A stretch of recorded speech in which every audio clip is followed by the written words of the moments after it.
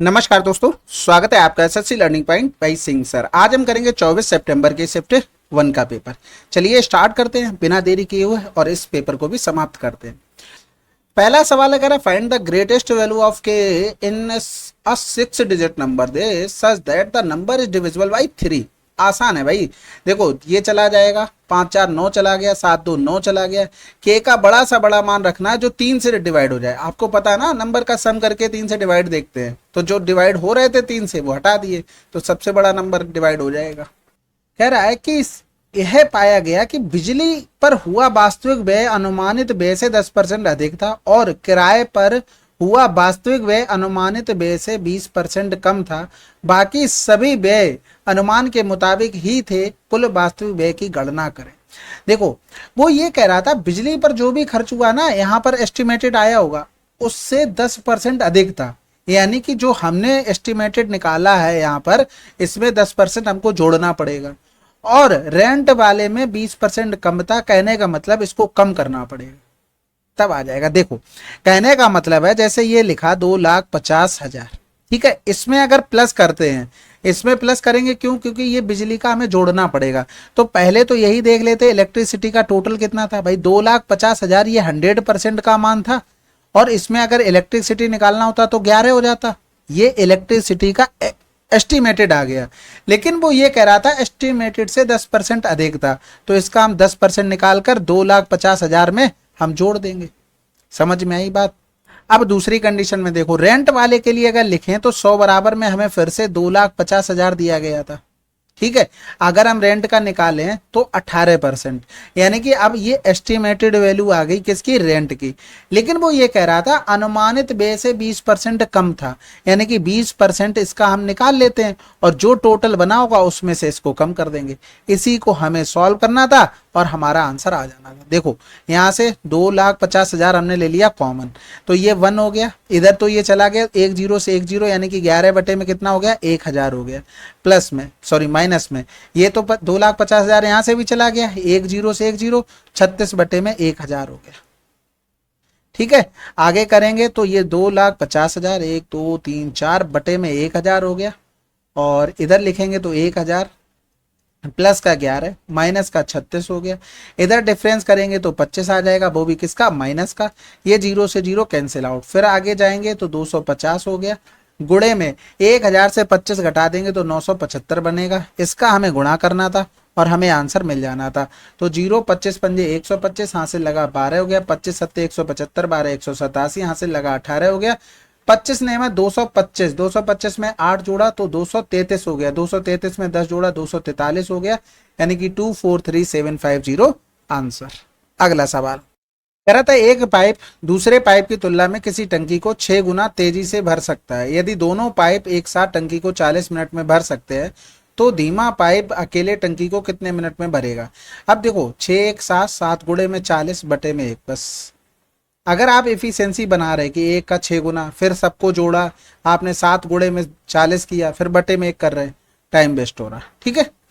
कह रहा था किस वर्ष की दैनिक खपत किसी अन्य वर्ष की दैनिक खपत के बराबर है। देखो हम यहाँ पर क्या करेंगे, ऑप्शन देखेंगे। सबसे ज्यादा बार क्या है? 2019। प्रोबेबिलिटी किसकी ज्यादा है? 19 की। देखो सबको तो जोड़ना ही पड़ेगा, लेकिन एक एक करके प्रोबेबिलिटी से अगर लगा लेते हैं तो हमारा जल्दी आ जाएगा। तो 2019 वाले को हम पहले चेक करेंगे, 2023 वाले से चेक करते हैं। तो 450 और 350, यानी कि ये 100 कम हो गया। इनका देखेंगे तो 80 से 50 गया, 30, 30 से 5 और कम कर दो, यानी कि ये 25 प्लस का हो गया। इधर करेंगे ये हो गया हमारे पास माइनस का 40। इधर करेंगे 0 हो गया, 15 से 8 गया 7, ये हो गया 70 प्लस का। अब यहाँ पर देखो ये सारे कट के ये 0 होने चाहिए थे, लेकिन नहीं हुए, तो ये बराबर नहीं है। अब हम 22 वाले से करते हैं। ये भाई देखो माइनस का 100 हो गया। इधर करेंगे तो 10 से 5 गया तो 5 हो गया, और अगर हम 6 से 5 गया 1 हो गया, वो भी प्लस का। इधर करेंगे तो 10 से 5 गया 5, 5 से 2 गया 3 हो गया, वो भी माइनस का। इधर करेंगे 0, 10 से 8 गया तो 2 हो गया। कंपेयर कर रहे हैं भाई इससे 19 से और 22 को, ऐसा नहीं हो कंफ्यूजन में हो। फिर यहाँ पर करेंगे 3 से 2 गया 1, ये 120 प्लस का आया। इन दोनों का डिफरेंस करेंगे तो कितना आ जाएगा? माइनस का 20। यहाँ पर देखना ये माइनस का 120, ये इससे कैंसिल आउट हो गया 0, यानी कि 19 और 22 वाले बराबर है। वैसे तो आपको सारे जोड़ने ही पड़ेंगे, कंपेयर कर लोगे तो थोड़ा आसान हो जाएगा, ठीक है। अगला सवाल करते हैं। अब इसमें देखो ये तो बहुत बार बता चुके हैं, ठीक है, तो अब इसमें कोई ज़रूरत नहीं है भाई, सिंपल सा 3/2, 2/3, 2/3 इज नॉट इक्वल टू है, तो यूनिक सोल्यूशन हो जाएगा। अब इसको तो आपको रट गया होगा। पिछले वर्ष की तुलना में वर्ष 2022 में कॉलेज एम से उत्तीर्ण होने वाले विद्यार्थियों की संख्या में कितने % की वृद्धि हुई? 2022 पिछले वर्ष की तुलना में, तो 2 9 से 8 गया है, कितने की वृद्धि हुई? किससे? 80 से। गुणे में 100 कर देंगे, यानी कि 0 से 0 चला गया, 8 एकम 8, 8 पन्ना 40। अगला सवाल, सेक √2 किसका मान होता है? सेक में 45 डिग्री का, और ये भी बिल्कुल सेम होगा, कुछ भी इसमें नहीं करना था, √2। ठीक है, कह रहा था एक घूमने वाली कुर्सी का अंकित मूल्य इतना है, इतने इतने की 2 क्रमिक छूट पर उपलब्ध है, इसका विक्रय मूल्य क्या है? 15 गुणे में 8 गुणे में 12 का मतलब 88 हो गया, तो 15 अट्ठे 120, 12 अट्ठे 96 हो गया, और 12 अट्ठे 96 में 9 जोड़ देंगे तो 105 कहीं लिखा है, आंसर लगा दो। ऑप्शन इस तरीके से दिए जाते हैं जिसमें हमें जीरो की कोई वैल्यू नहीं रखी जानी है। ठीक है, 80 हो गया, 12 का छूट देंगे तो 88 हो गया। अगला सवाल, वर्ष 2005 में कंपनी ए और कंपनी बी के लाभ के बीच अंतर क्या है? 2005 देखो, इसका प्रॉफिट कितना हो गया? 24 हो गया, डायरेक्ट निकाल लें। इसका प्रॉफिट देखो, इसको चेंज कर लो, 5 7 35 या 12 चौक 48, जो भी आपको सुविधा लगे। डायरेक्ट गुणा करना जानते हो तो वो और अच्छी बात है। कैसे होता है डायरेक्ट? 8 पन्ना 40, कैरी 4 हो गया, 8 अगले में जाएगा, 8 3 24, ये पीछे से फॉलो करेगा, 5 को 20, तो 24 और 20 44 और 4 48, हासिल लगा 4 हो गया। अब 8 का सब में गुणा हो सका, 4 3 12, 12 4 16 हो गया, यानी कि 2 के बाद पॉइंट आ जाएगा, यानी कि 16.8 हो गया। तो 10 से 8 गया तो 2 एक ही जगह लिखा हुआ था, आंसर लगा दो 7.2। अगला सवाल, एक वृत्त की त्रिज्या इतनी है और इसकी एक जीवा की लंबाई इतनी है, केंद्र से जीवा की दूरी कितनी है? थोड़ा सा कैलकुलेटिव लग रहा है, बाकी तो इसमें चित्र बनाने की जरूरत नहीं थी। ये यहाँ से इसको मिलाया, यहाँ से इसको मिलाया, रेडियस हमको दे दी थी 12.5। अगर हम देखें जीवा 11 है तो ये कितना हो गया? 11 बटे में 2 मतलब 5.5। इसको हमें निकालना है तो आपको ट्रिपलेट लगाना पड़ेगा, यानी कि पाइथागोरियन प्रमेय लगानी पड़ेगी, थ्योरम। तो ये 5.5 का होल स्क्वायर, बस सिंपल हो गया। क्या करना है आपको? एक बार जोड़ दो, एक बार घटा दो, a square minus B square का फार्मूला। तो 5 5 10 हो गया, 12 5 17, 1 18 हो गया, घटाएंगे तो 12 से 5 गया 7 हो गया। अब यहाँ पर 18 7 126 होता है। आप ऑप्शन पकड़ो, सबसे पहले अगर इसका स्क्वायर किया 169, इसका स्क्वायर किया 121, इसका स्क्वायर किया 100 हो गया। इसका पहले तो ये हो ही नहीं सकते, क्योंकि आप देख रहे हो ना 126 में ये दोनों कैसे आ सकते हैं डायरेक्ट वाले, तो 169 ज़्यादा हो जाएगा आंसर, कुछ चेक ही नहीं करना था इतना।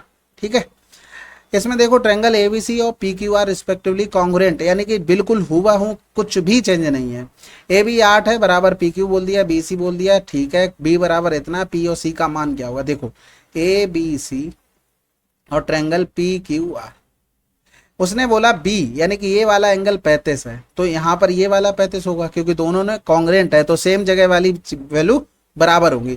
अब हमें पी सी का मान चाहिए। देखो इसमें पी यहाँ पर है, इसमें ए का मान चाहिए, इसमें सी यहाँ पर है, तो हमें इसमें आर का मान चाहिए, यानी कि कुल मिलाकर इन दोनों ट्रायंगल का सम चाहिए, बस खत्म हो गया। वो अलग अलग लिख दे चाहे कुछ भी लिख दे, तो ये कितना आ जाएगा? 180 माइनस का 35, तो 180 से 30 गया 150, 5 और कम कर देंगे 145 आंसर। और वैसे भी आ जाता डायरेक्ट, देख कि यूनिट डिजिट 5 है। 2 उम्मीदवारों के बीच हुए चुनाव में 80% मतदाताओं ने मत डाले, जिनमें से 4% मत अवैध घोषित कर दिए गए। एक उम्मीदवार को इतने मत मिले जो वैध मतों का 80% थे। मतों की कुल संख्या क्या है? तो हमने मान लिया कि भैया टोटल मत इतने थे, 80% मत पड़े तो ये हो गया, 4% अवैध हो गए, यानी कि ये बच गया। इसमें से 80% वैध मतों का मिला है एक को, वो कितना है? 15360। तो फिर काटते हैं भाई, जो भी कटेगा। पहले तो इसको काट लेते हैं, 8 एकम 8, 7 बचा, 8 ने 72 हो गया, 8 दूनी 16 हो गया, 0 आ गया। अब इसको देखना, ये पूरा पूरा 2 बार चला गया, इधर करेंगे 2 चौकू 8 हो गया। अब आपको पता है दुनिया भर के ऊपर 0 है, नीचे 4 है, तो आंसर 25 आएगा, उसके साथ 0 लगे होंगे। पूरी कैलकुलेशन नहीं करनी है। कह रहा पी क्यू केंद्र ए वाले वृत्त का व्यास है। जैसे ही आपको डायमीटर पता लगे तुरंत आपको बना लेना, क्योंकि ये एक फिक्स होता है पी क्यू। कह रहा था एम वृत्त की परिधि पर स्थित एक बिंदु है, एम ए पी 110 है, एम ए क्यू का मान क्या होगा? देखो एम ए पी बोला है 110, तो सबसे पहले तो केंद्र बना लेते हैं। अब एम ए पी को ऐसे बनाना है कि हमें लगे भी 110, ऐसा नहीं कि रेंडमली बना लो, क्योंकि हमें कैलकुलेशन करने में आसानी रहती है। ये 110 हो गया। अब बताना है हमें, क्या बताना है?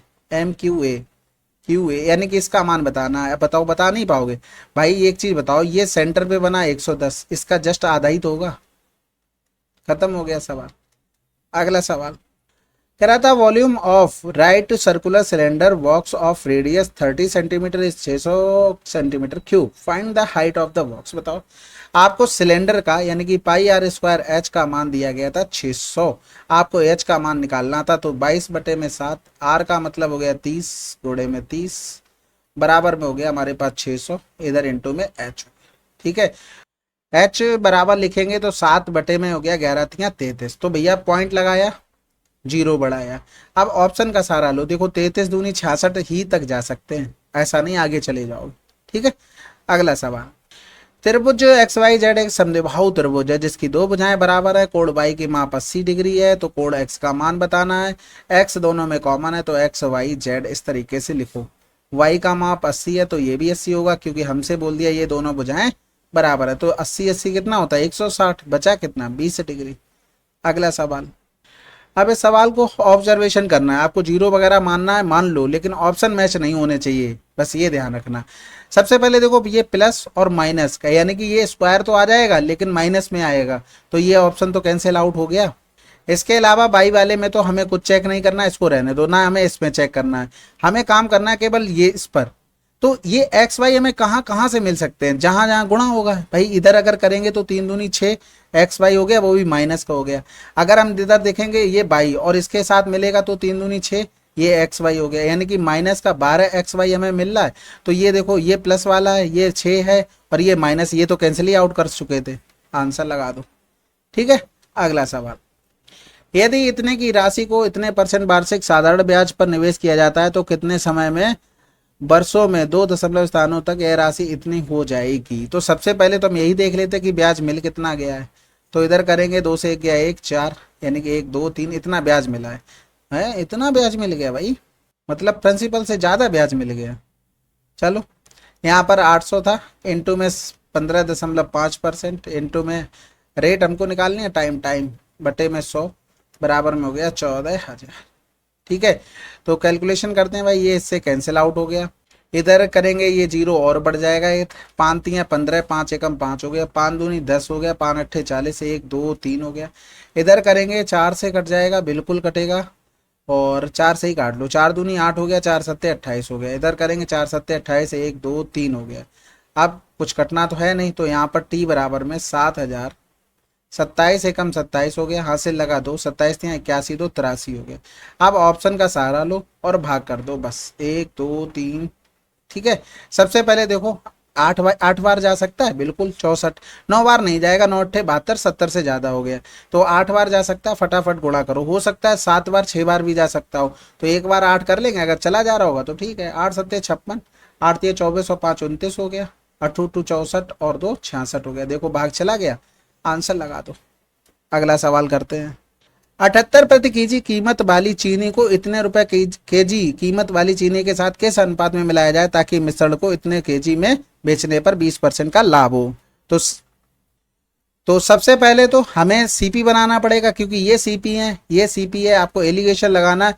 तो ये देखो, अगर हम सीपी 100 मानते तो 120 पे बेचते हम हमारे हिसाब से, लेकिन क्वेश्चन में 75 में बेचा गया, ये 100 कर देते तो सीपी आ जाता। तो ये इससे कैंसिल आउट हो गया, इधर 2 पंजे 10, 2 छक्के 12, 3 दूनी 6 और ये 25 हो गया, यानी कि 125/2। अब यहाँ पर देखो कैलकुलेशन हमें एलिगेशन लगाना है, लेकिन बहुत हिसाब से, हम ज़्यादा मेहनत नहीं करेंगे। यहाँ पर हमने किया 2 8 16 आया, ठीक है। इसमें किया तो 2 छक्के 12 आया, क्योंकि घटाने के लिए आप कैसे करोगे, 78 माइनस का 125/2 करोगे, 2 8 16, 6 से 5 गया 1, यानी कि इनका डिफरेंस करोगे तो 1 आ गया।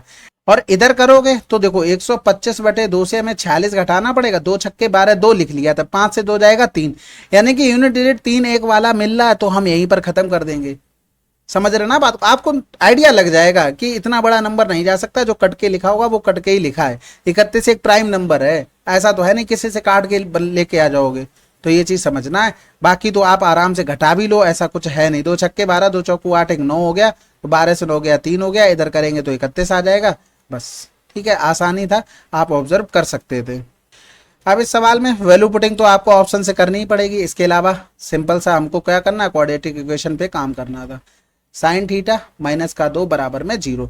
अब यहाँ पर देखो 2 दूनी 4 हो रहा है, यानी कि इनका गुणा किया तो 4 के ऐसे फैक्टर करो, गुणा करने पर क्या आ जाए -4, क्योंकि 2 दूनी 4 किया, यहाँ पर माइनस बन रहा है, और प्लस का 3 आ जाए। तो कहने का मतलब हो गया कि अगर हम लिख दे 4 एकम 4 तो ये बन रहा, हमें प्लस का 3 चाहिए तो इसको माइनस कर दें। अब गुणा करोगे इन दोनों का तो -4, जोड़ोगे तो प्लस का 3, यानी कि अब इसके देखो साइन थीटा के मान निकालने का तरीका है ये डायरेक्ट।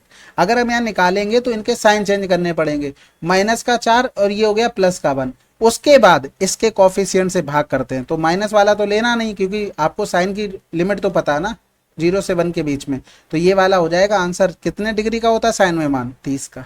अगला सवाल सिंप्लीफिकेशन है। सबसे पहले जो वार लगा होता है उसको सॉल्व करते हैं, यानी कि 8 से 4 यानी कि -4 बाहर आ जाएगा तो +4 बना देगा। अब उससे पहले ऑफ सॉल्व करेंगे तो 3/4 गुणे में 8 हो गया, और 4 दूनी 8 हो गया, 3 दूनी 6, 6 4 10 हो गया। 11 से अगर 10 घटा देंगे तो 1। अगला सवाल समरीन एक कीबोर्ड को इतने में 25% के लाभ पर और दूसरे कीबोर्ड को इतने में 10% की हानि पर बेचती है, उसका कुल लाभ या हानि बतानी है। तो भाई देखो इसको रेशियो में तोड़कर भी हम कर सकते हैं, लेकिन उसको छोड़ दो, ऐसे ही करते हैं। 25% मतलब होता है 1/4, यानी कि कोई चीज 4 है तो 5 में बेचेंगे, तो प्रॉफिट कितना हो गया? 1 रुपए का।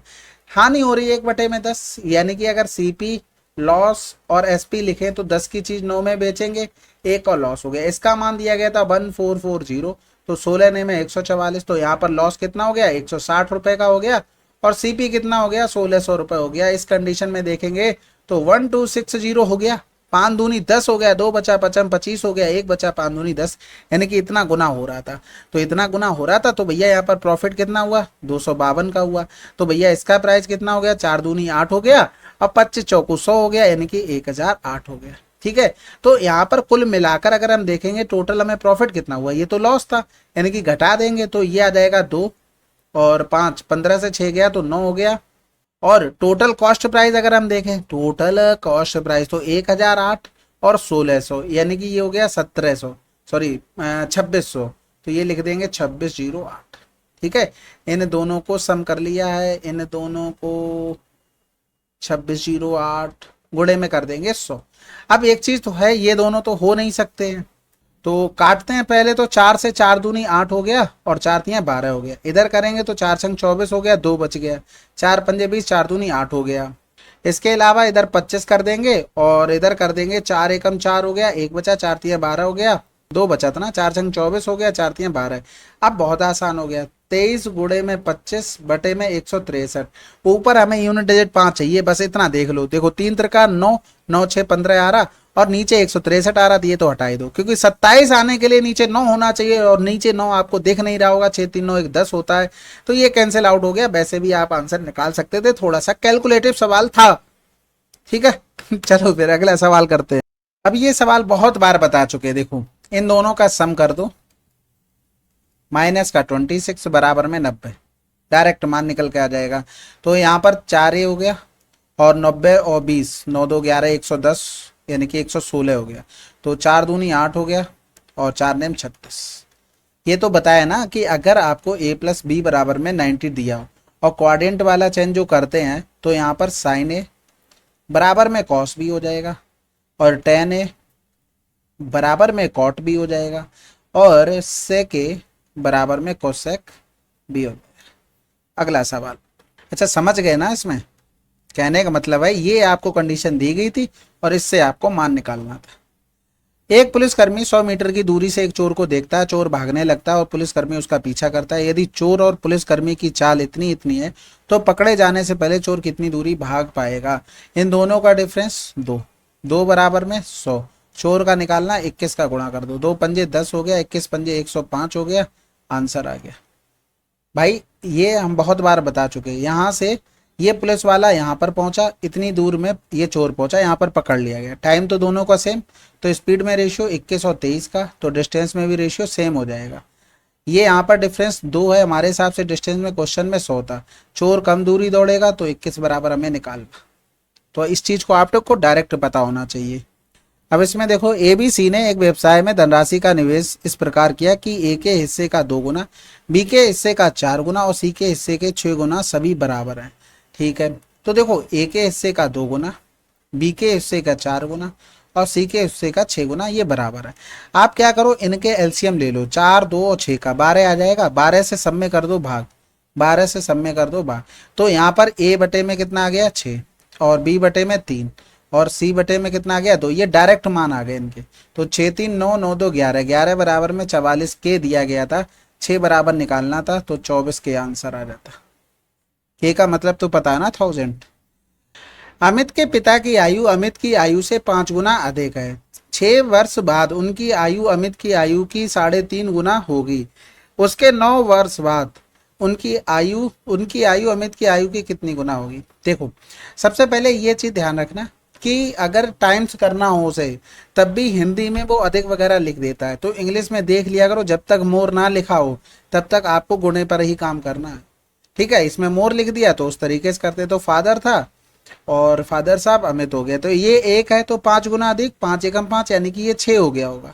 ठीक है, अब यहाँ पर कह रहा था 6 वर्ष बाद आयु अमित की आयु की 3.5 गुना, तो अमित की आयु 2 मान लेंगे तो ये 70 हो गया, 35 दूनी 70, 7 आ गया।